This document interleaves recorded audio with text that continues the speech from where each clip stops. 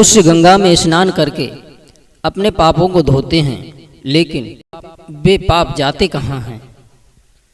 जय श्री कृष्ण दोस्तों, स्वागत है आप सभी का आरके मोटिवेशनल यूट्यूब चैनल में। दोस्तों, हम सभी कहते हैं कि गंगा में स्नान करने से हमारे पाप धुल जाते हैं, फिर वे पाप जाते कहाँ हैं। दोस्तों, यह वीडियो आपके लिए बहुत ही महत्वपूर्ण होने वाली है, तो इस वीडियो को बिना स्किप किए पूरा अवश्य सुनें। मित्रों, एक बार एक महात्मा के मन में विचार आया कि जो व्यक्ति गंगा में स्नान करते हैं, जो अपने पापों को धोते हैं, वे पाप कहाँ जाते हैं। यदि ये उनके पाप गंगा में धुल जाते हैं तो गंगा मैया उन पापों से अपवित्र क्यों नहीं होती। अगर गंगा मैया सारे पापों को अपने अंदर समाहित कर लेती हैं तो गंगा अपवित्र क्यों नहीं होती। इसी प्रश्न का जवाब जानने के लिए उन ऋषि ने ब्रह्मा जी का कठोर तप किया था। ऋषि की तपस्या से प्रसन्न होकर ब्रह्मा जी प्रकट हो गए और ब्रह्मा जी ने ऋषि से पूछा, वत्स, किस कारण से तुमने मुझे याद किया, बताओ मैं तुम्हारी क्या सहायता कर सकता हूँ, तुम क्या वर मांगना चाहते हो। ऋषि बोले, प्रभु मुझे वर नहीं चाहिए, मुझे अपने प्रश्न का जवाब चाहिए, मेरी शंका का समाधान करो। प्रभु मैं बहुत ही उलझन में हूँ। ब्रह्मा ने कहा, पूछो क्या प्रश्न है तुम्हारा। ऋषि ने कहा, प्रभु मनुष्य गंगा में स्नान करते हैं अपने पापों को धोने के लिए। जब मनुष्य के पाप गंगा में धुल जाते हैं तो वे पाप कहाँ चले जाते हैं। यदि गंगा जी उन पापों को अपने में समा लेती हैं तो गंगा अपवित्र क्यों नहीं होती। तब ब्रह्मा जी ने कहा, ऋषिवर, इस प्रश्न का उत्तर तो गंगा ही बता सकती हैं। इसका उत्तर जानने के लिए हमें गंगा जी के पास चलना होगा। ब्रह्मा जी ऋषि को साथ लेकर गंगा के पास पहुंचे। ऋषि और ब्रह्मा ने गंगा की स्तुति की। गंगा मैया प्रकट हुई। ऋषि पूछने लगे, हे माँ, मैं एक प्रश्न को लेकर बहुत परेशान हूँ। तब गंगा ने कहा, पूछो तुम्हारा क्या प्रश्न है। ऋषि कहने लगे, हे माँ, मेरा प्रश्न है कि जब मनुष्य आपके इस पवित्र जल में अपने पाप धोते हैं तो उन पापों को तुम अपने अंदर समाहित कर लेती हो, तो तुम अपवित्र क्यों नहीं होती हो। ऋषि की बात सुनकर गंगा जी कहने लगी, हे ऋषिवर, मैं अपवित्र नहीं होती हूँ। ऋषि ने कहा, फिर वो पाप कहाँ चले जाते हैं। गंगा जी ने जवाब दिया, मैं उन पापों को ले जाकर समुद्र में छोड़ आती हूँ।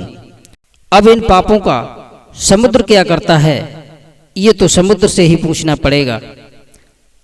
अब तीनों समुद्र के पास जाते हैं। समुद्र से पूछते हैं कि हे सागर, जो पाप गंगा जी आप में छोड़ के जाती हैं, क्या उन पापों से आप अपवित्र हो जाते हो या आप भी उन पापों को कहीं और छोड़ आते हो।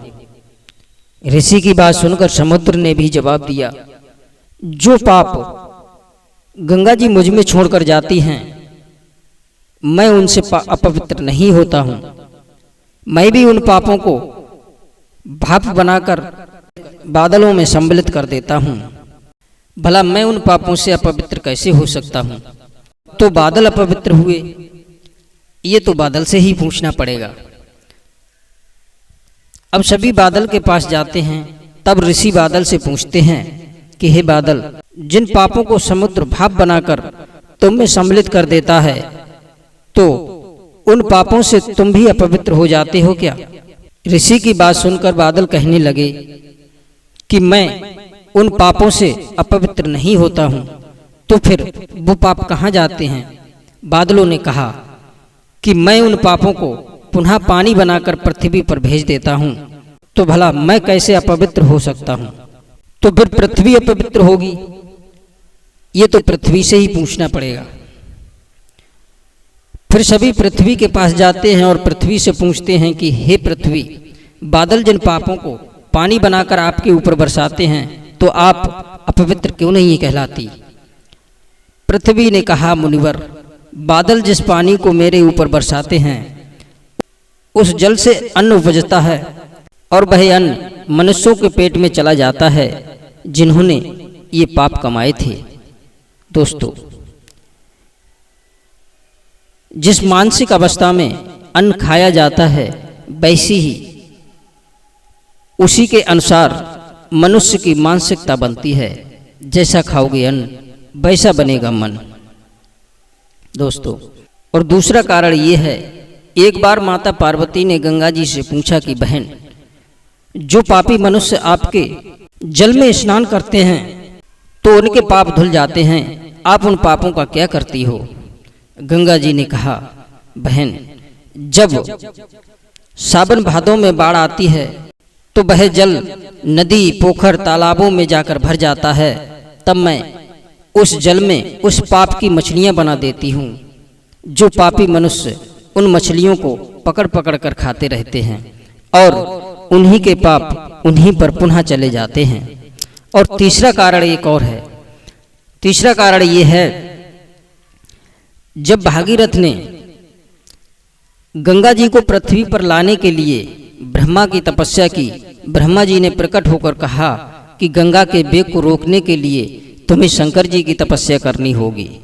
तब भागीरथ ने भगवान शंकर का तप किया। भगवान शंकर भी प्रकट हुए और भागीरथ से तपस्या का कारण पूछा। भगवान शंकर गंगा जी के वेग को सहने के लिए सहमत हो गए। तब ब्रह्मा ने गंगा जी से कहा कि पुत्री, अब तुम्हें पृथ्वी पर जाना होगा।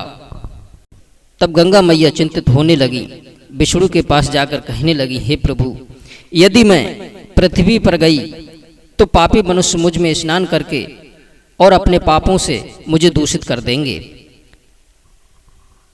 तब भगवान विष्णु ने गंगा जी को आश्वासन दिया कि आप चिंता न करो, उस जल में मेरे भक्तों के स्नान करने से सारे पाप नष्ट हो जाएंगे, तुम हमेशा स्वच्छ और निर्मल बनी रहोगी। दोस्तों, सच्ची बात तो ये है कि पाप मन से होता है, शरीर से नहीं, और पापों की मुक्ति मन से होती है, शरीर से नहीं। दोस्तों, यदि हमारा वीडियो पसंद आया हो तो लाइक और शेयर अवश्य करें। आप सभी दर्शकों का बहुत बहुत धन्यवाद। जय श्री राम, जय श्री कृष्ण।